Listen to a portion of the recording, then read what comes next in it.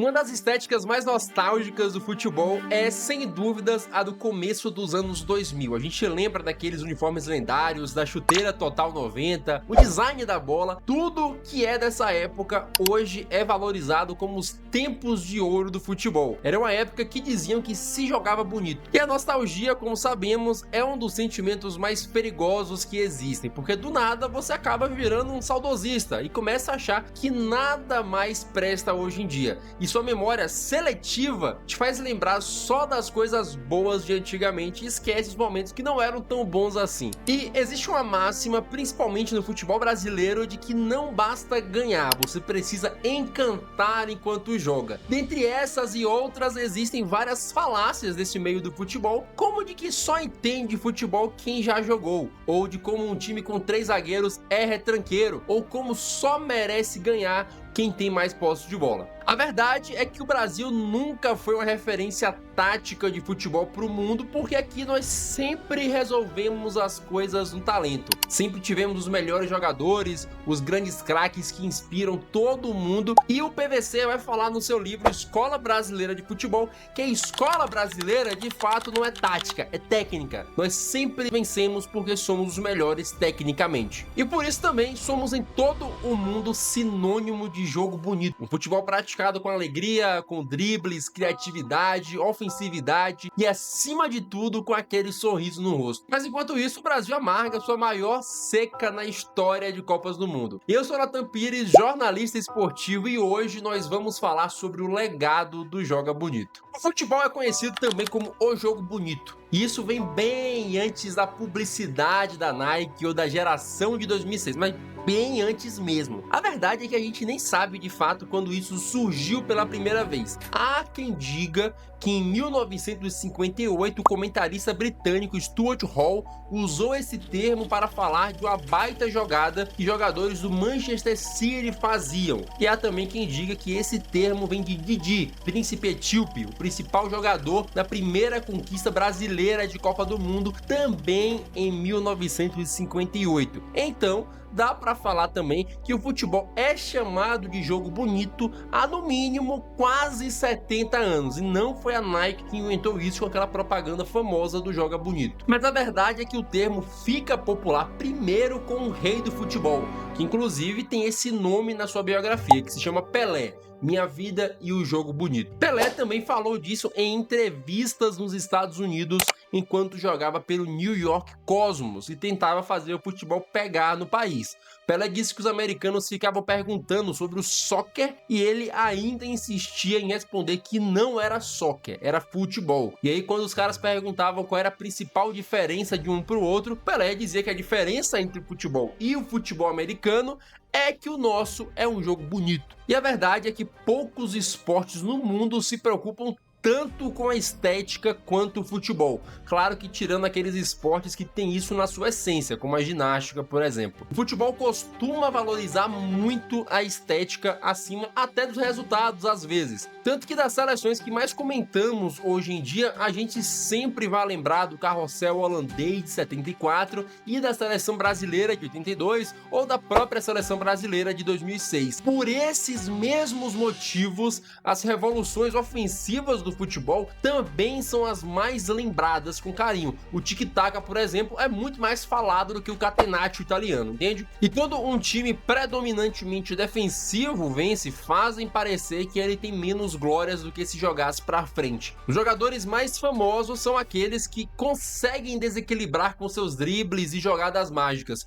Por isso, é muito comum que você escute alguém falando que Ronaldinho Gaúcho foi o melhor jogador da história em seu auge, e por mais que eu não concorde com esse argumento, é muito difícil rebater, porque esse tipo de jogador é o que faz as pessoas amarem o jogo, é o jogador que vende camisas, o que faz as pessoas ligarem a TV e o que faz os garotos quererem jogar futebol também. E foi com a ascensão dessa geração de craques que surge ali no final dos anos 90 que a Nike lança a campanha Joga Bonito. E toda a semiótica envolvida aqui é algo que mexe com a gente até hoje. As propagandas sempre envolvem jogadores felizes, com movimentos bonitos bonitos com a bola, tocando de letra, batendo embaixadinha, tem samba, pagode, e lembra uma época onde tudo parecia melhor. E assim, sinceramente, essa propaganda é um show da Nike, tá? É uma campanha que é maravilhosa. Tinha o Joga TV, os personagens escolhidos eram de fato os melhores. Ronaldinho Gaúcho, Ronaldo Fenômeno, Roberto Carlos, Cantona, Figo,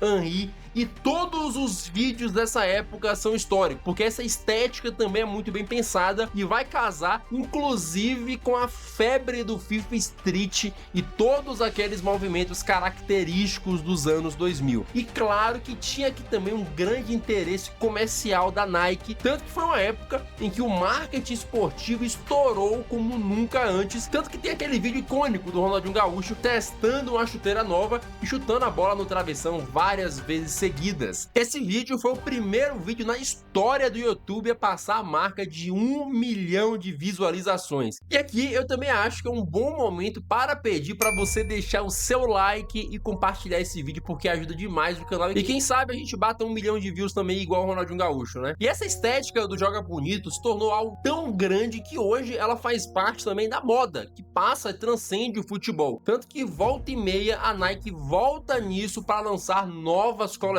inclusive recentemente usando Vinícius Júnior como modelo. Então, sem dúvidas, esse foi um dos maiores acertos comerciais da história do futebol, que moldou também o imaginário do fã quando se trata do esporte jogado. E aí que entram talvez alguns problemas e que a gente pode exemplificar muito bem com a geração de 2006. Essa seleção, sem dúvidas, no papel é melhor do que muitas outras seleções que já venceram a Copa. Vem comigo. Dida no gol, Cafu e Roberto Carlos nas laterais, Juan e Lúcio na zaga, e o meio era Gilberto Silva, Juninho, Zé Roberto e Kaká, sem contar o ataque com Ronaldinho Gaúcho e Ronaldo Fenômeno. Esse time aqui é a síntese do que é o Joga Bonito.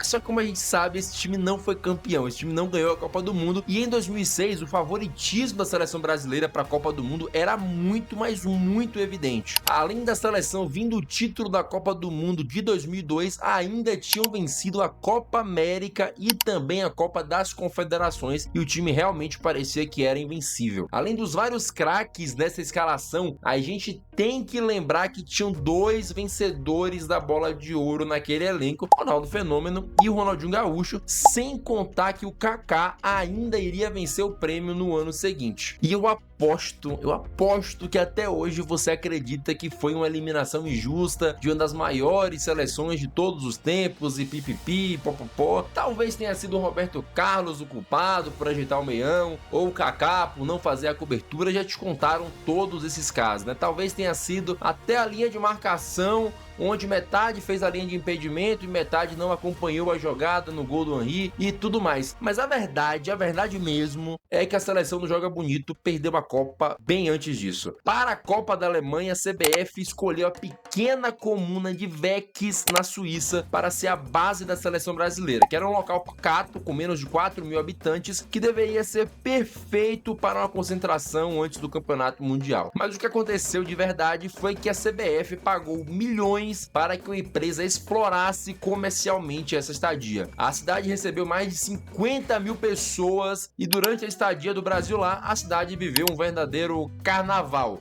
O próprio Neguinho da Beija-Flor foi para lá acompanhado de mais de 15 passistas e uma comitiva para fazer uma festa de verdade, uma festa grande durante todos os dias. Tanto que o Zé Roberto, que na época estava voando pelo Bayern de Munique, deu uma entrevista dizendo que desde que eles chegaram na Suíça até o jogo de eliminação contra a França, tudo o que eles fizeram, além dos treinos, foi festejar e se divertir. Essa versão também é contada pelo Kaká e pelo Parreira, que também apontaram a preparação como a principal culpada pela eliminação do Brasil em 2006. E o mais curioso disso tudo é que essa seleção de 2006 é falada o tempo inteiro, mas a gente tem uma imensa dificuldade de lidar com esse fracasso. Tanto que em 2007, na disputa da Copa América, 2006 era um tópico meio que proibido entre os jogadores. O próprio Dunga não tocava no assunto. Parece que é mais cômodo acreditar que a gente foi eliminado por um vacilo individual do que por um jogo pobre de ideias de uma Copa muito muito abaixo do esperado. Eu, para gravar esse vídeo, assisti novamente toda a partida entre Brasil e França e o Brasil não criou absolutamente nada naquele jogo. Era basicamente chutão no Ronaldinho e torcer para ele resolver com a sua genialidade. O Brasil mal incomodou a França nesse jogo. Tem que lembrar que o Brasil de 2006 não funcionava como uma unidade, como o Esquadrão de 70, por exemplo, ou até mesmo o Patinho Feio de 94. A verdade é mais dura do que a gente escolheu acreditar. O Brasil foi eliminado contra a França e não chegou ao menos à final daquela Copa porque chegou de barriga cheia, como disse o próprio Parreira. Claro que a preparação mais adequada também não iria garantir o título, mas talvez fizesse o time agredir mais a única seleção de topo de prateleira que enfrentou em 2006. E aqui nós chegamos no grande ponto, no grande X da questão. Qual é o legado do Joga Bonito? Enquanto o resto do mundo começou a se organizar cada vez mais no futebol tático, o Brasil seguiu romantizando o improviso. Enquanto outros países passaram décadas desenvolvendo métodos, estruturas táticas e modelos de jogo, a gente continua acreditando que o talento ia resolver absolutamente tudo. De que em algum momento um drible fantástico vai aparecer, um passe incrível ou um craque geracional capaz de resolver tudo sozinho. Durante muito tempo mesmo, isso funcionou. Principalmente porque ninguém joga bola como nós. Ninguém tem esse talento, essa ginga do jogador puro, jogador nato como o brasileiro tem. O Brasil produziu vários dos maiores jogadores de todos os tempos. Nenhum país serviu tantos craques ao mundo como a gente. Mas ao mesmo tempo, essa ideia do Joga Bonito também criou uma cultura que tende a negligenciar muitos aspectos importantes em um jogo de futebol. Nessa cultura, muitas vezes a organização tática de um time reativo é visto como algo menos nobre, onde treinadores são cobrados para dar liberdade e não para organizar, onde o drible vai ser sempre mais celebrado do que o posicionamento. Não à toa, nos últimos anos, nós vimos gerações incríveis de países que nunca foram potência no futebol, simplesmente porque eles se organizaram metodologicamente e trabalharam na base e tudo mais. E por aqui a gente segue esperando a volta de um craque que já passou o seu tempo. Eu nem preciso falar quem é. O craque não deixou de existir, o craque brasileiro não deixou de existir, ele nunca vai deixar, só que agora ele precisa estar integrado em um sistema. Mas eu não vou ser aqui injusto e dizer que esse é o legado do Joga Bonito, até porque ele também foi muito importante para a gente amar tanto o futebol. Não dá para reduzir só ao que é positivo ou só ao que é negativo. O Joga Bonito é a ideia de que o futebol também pode ser arte. É o que fez milhões de pessoas se apaixonarem pelo esporte. Sabe o que faz uma criança se apaixonar pelo jogo? É o drible de Pelé, é a malícia de Romário, é o sorriso do Ronaldinho. Foi isso que fez as crianças de todo mundo quererem jogar futebol, que fez várias pessoas, inclusive eu, a ligar a televisão todo dia de jogo e esperar ansiosamente por uma grande jogada. O Joga Bonito, ele foi além do futebol, ele criou toda uma estética também. Ele mudou a publicidade esportiva e elevou o futebol ao status de arte. Então talvez o legado do Joga Bonito não seja algo tão simples assim, porque ele não necessariamente é uma forma de jogar futebol, é um jeito de lembrar do futebol.